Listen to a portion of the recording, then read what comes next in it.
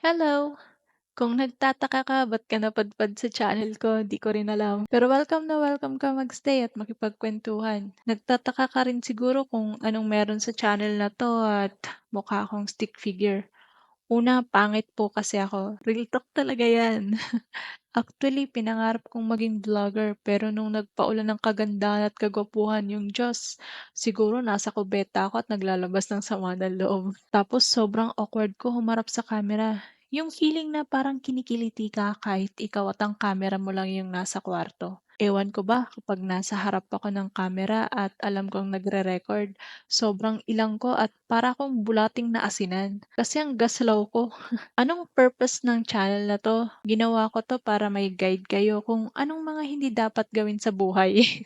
Hindi niyo na kailangan danasin pa yung mga pagkakamali kasi ako na ang magsisilbing huwaran. Pero kung gusto mo pa rin pagdaanan, support kita diyan.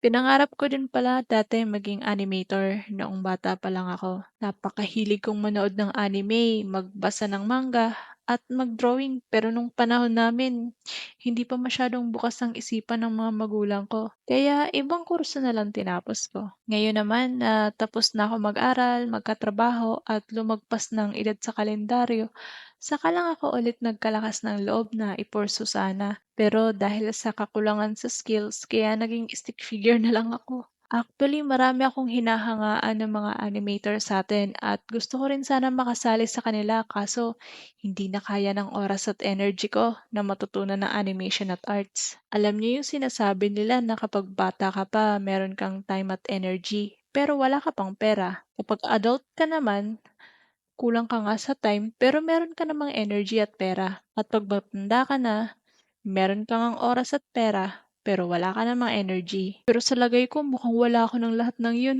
Kapag sinusubukan ko kasing aralin ng isang bagay, napaka-slow ko talaga. Yung tipong naglo-loading muna utak ko bago pumasok yung mga impormasyon. Yung binasa ko pa lang ang isang sentence, wala pang ilang segundo, di ko na maulit. Ganun ka-slow. Ewan ko kung dala lang ng edad ko o medyo mapurol na talaga utak ko. Kaya hangang-hanga ako sa mga animators natin. Napakahirap ng ginagawa nila pero nandoon talaga yung passion.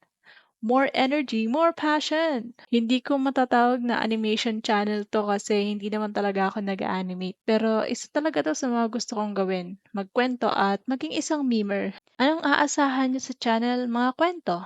Tambay kayo dito kung naboboard kayo at gusto niyong magsayang ng oras. Try kong maging magaling na clown para walang ma-bored. Puwede niyo rin ako maging online ate na taga-advice, tagapagpatawa, pero bawal mamburaot, wala akong pera. Hopefully magustuhan nyo at may mapulot kayong aral o kalokohan sa pagtambay nyo dito. Subscribe kayo kung gusto nyo matawa, maiyak, matakot at makringe. Yun lang. Salamat po. Ate Moya nga pala ang inyong online ate. See you guys!